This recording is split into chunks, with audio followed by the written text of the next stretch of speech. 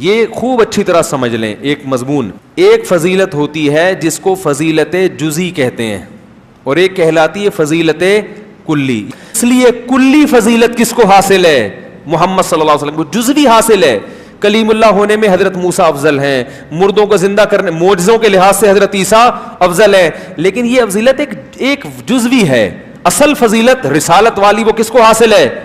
محمد صلی اللہ علیہ وسلم کو. اب محمد صلی اللہ علیہ وسلم کے ساتھیوں کی طرف آتے ہیں. اسلام کو سب سے زیادہ سپورٹ کس نے کیا؟ حضرت ابو بکر نے. سب سے زیادہ, سب سے پہلے تصدیق کون کرتا تھا؟ ابو بکر. جب نکال دیا تو غار میں کس نے ساتھ دیا؟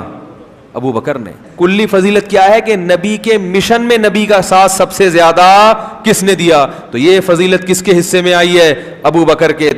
1400 سال سے امت کا عقیدہ, عقیدت, محبت, محبوبیت میں جو مناقب ہوں, زمین سے آسمان تک جس کے ہوں, مگر افضلیت کا عقیدہ سیدنا صدیق اکبر کا ہے. کہ گھر والے جو ہیں وہ تو کنگ میکر ہوتے ہیں, ان کو خود کنگ بننے کی کیا ضرورت ہے؟ جس کا سب سے بڑا ثبوت اس حدیث میں یہ ہے کہ بخاری مسلم میں حدیث موجود ہے, حضرت علی نے پیغام دے کے ابو بکر کو اپنے گھر بلوایا ہے. سرکار ذرا امیجن کریں, کوئی چھوٹا ہے بڑے کو کہہ سکتا ہے کہ مجھے آگے, یعنی آپ کہہ سکتے ہو کہ سٹنگ پرائم منسٹر کو کہ آؤ مجھے آگے گھر میں ملو, سوائے اس کے کہ آپ کنگ میکر ہو. تو حضرت ابو بکر سمجھتے تھے یہ رسول اللہ کے گھر والے ہیں, ان کا صدقہ ہی ہمیں یہ سب کچھ ملا ہوا ہے. یہ صدقہ وہ بریلویوں اور شیعوں والا نہیں, یعنی ان کی وجہ سے, اس گھرانے کی برکت سے اللہ نے ان کو چنا ہے نبوت کے لیے, ان کی وجہ سے ہم یہ فیسلٹی ویل کر رہے ہیں. اسی لیے بخاری میں الفاظ ہیں, محمد کے قرب کو آل محمد کے قرب میں تلاش کرو. حضرت ابو بکر کا قول ہے, اور امام بخاری نے اس کو حسن و حسین کے چیپٹر میں لیا ہے, امہات المومنین کے چیپٹر میں نہیں لیا. حضرت ابو بکر بھی کہہ رہے ہیں بھی جس نے حضور کے قریب ہونا ہے نا, بس حضور کے گھر والوں کو راضی کر لو. یار حضرت ابو بکر صدیق رضی اللہ تعالیٰ عنہ تو اللہ رسول کے قریب ہونے کے لیے حضرت فاطمہ کی خوشنودی چاہتے ہیں, مولا علی کی خوشنودی چاہتے ہیں. کبھی صحابہ کرام نے اپنے آپ کو اہل بیت کے مقابلے میں دیکھا نہیں. میرا چیلنج ہے, یہ جب یہ کمپیریزن کرانا شروع کرتے ہیں نا, فلانے دا پہلا نمبر, فلانے دا چوتھا نمبر, فلانے دا تیسرا, یہ آپ نمبرنگ ضرور لگائیں, اہل بیت کو سائڈ پہ کریں. میں آپ سے سوال پوچھتا ہوں, آپ ابو بکر کی جگہ پہ ہوں, حضور نے آپ کو کلمہ پڑھا کے مسلمان کیا ہو, کیا آپ کبھی یہ جرت بھی کریں گے حضور کی بیٹی کو اپنے مقابلے پہ اس حوالے سے کھڑا کریں کہ میں اس سے بہتر ہوں؟ کانوں کو ہاتھ لگائیں گے آپ؟ آپ کہیں گے یار اس کے باپ نے مجھے مسلمان کیا, ٹھیک ہے, یہ جنتی عورتوں کی سردار, حضور کی بچی, اور یہاں تک حضور کہہ رہے ہیں کہ فاطمہ میرے جگر کا ٹکڑا ہے, جس نے اسے تکلیف دی اس نے مجھے تکلیف دی. اتنی باتیں سننے کے بعد آپ فاطمہ کے ساتھ اپنے مرتبے کو کمپیریزن کریں گے؟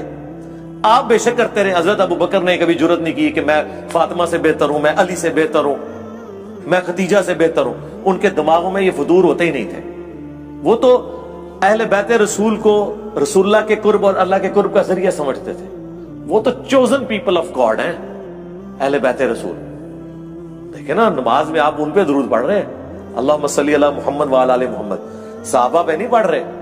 بعض ناسبیوں نے آل محمد سے مراد کہا کہ آل کا ترجمہ ہوتا ہے والا, جس طرح قرآن میں ہے آل فرعون, تو اس سے مراد ہے فرعونی. اور آل موسیٰ, تو آل محمد سے مراد ہے نبی کے سارے ساتھی. ہم نے کہا رکو ذرا, صبر کرو, رسول اللہ سے بھی پوچھ لو. بخاری کے الفاظ ہیں, یا رسول اللہ ہم آپ پر اور آپ کے اہل البیت پر کیسے درود پڑھیں؟ تو آپ نے کہا پڑھو اللہم صلی علی محمد وعلی آل محمد کما صلیت علی ابراہیم وعلی آل ابراہیم انک حمید مجید. اور میں یعنی اس حوالے سے غامدی صاحب نے تو یہ دلیل نہیں پیش کی. غامدی صاحب سے جب سوال ہوا نا, مجھے تھا کہ غامدی صاحب کہیں ڈنڈی نہ ماریں, کیونکہ ان میں تھوڑی بہت مجھے بعض اوقات فیل ہوتا ہے وہ ناسبیت والا ایلیمنٹ. میں نہیں کہتا وہ ناسبی ہے. تو انہوں نے کلیئر کٹ, انہوں تو خیر دلیل کے بغیر ہی بات کرنی ہوتی ہے نا, اپنا موقع بھی دینا ہوتا ہے. تو ان کے معنی انہوں نے کہا یہ تو آؤٹ آف کوسچن ہے. وہ سوال پوچھا آل محمد میں کیا, وہ انہوں نے کہا یار یہ تو آؤٹ آف کوسچن ہے, آل محمد سے مراد حضور کے گھر والے ہیں, صحابہ کرام کہاں سے ہو گئے آل محمد؟ حالانکہ وہ چاہتے تو کہتے قرآن میں ہی لکھا ہوا ہے. تو میرا کلپ آ جاتا, غامدی صاحب رکو ذرا, صبر کرو, رسول اللہ سے بھی پوچھ لو. صحابہ کہہ رہے ہیں آپ اور آپ کے اہل البیت پر کیسے درود پڑھیں؟ تو کیا حضرت ابو بکر کا کبھی دعویٰ ہے کہ ہم اہل البیت ہیں؟ حضرت عمر کا یہ دعویٰ ہے؟ حضرت عمر تو خود ام کلثوم کا رشتہ حضرت علی سے مانگ رہے ہیں کہ قیامت کے دن میرا رشتہ آل البیت سے نکلا ہے. اب مجھے بتائیں اس کے بعد آپ یہ کس طرح کہہ دیں کہ حضرت عمر اپنے آپ کو حضرت علی سے افضل مانتے ہوں گے؟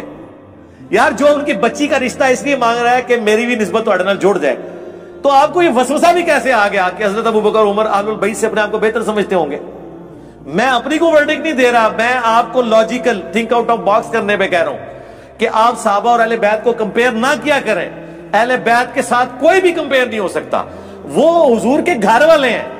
آپ اپنے آپ کو رکھ کے دیکھیں کہ آپ گمراہ ہوں اور آپ ایک نبی کا کلمہ پڑھ کے مسلمان ہوں تو آپ یہ بازو اوپر کر کے نبی کے گھر والوں کا مقابلہ کرنا شروع کر دیں گے؟ نہیں, آپ تو یہ کہیں گے کہ بس نبی کے گھر والوں کی شفاعت مجھے قیامت والے دن مل جائے, میں نبی کے گھر والوں کو خوش کروں, حضور خوش ہو جائے. اور یہی تو حضرت ابوبکر نے کہا کہ محمد کے قرب کو آل محمد کے قرب میں تلاش کرو. اور امام بخاری نے اس کو امہات المومنین کے چیپٹر میں نہیں ڈالا, حسن و حسین کے چیپٹر میں ڈالا ہے.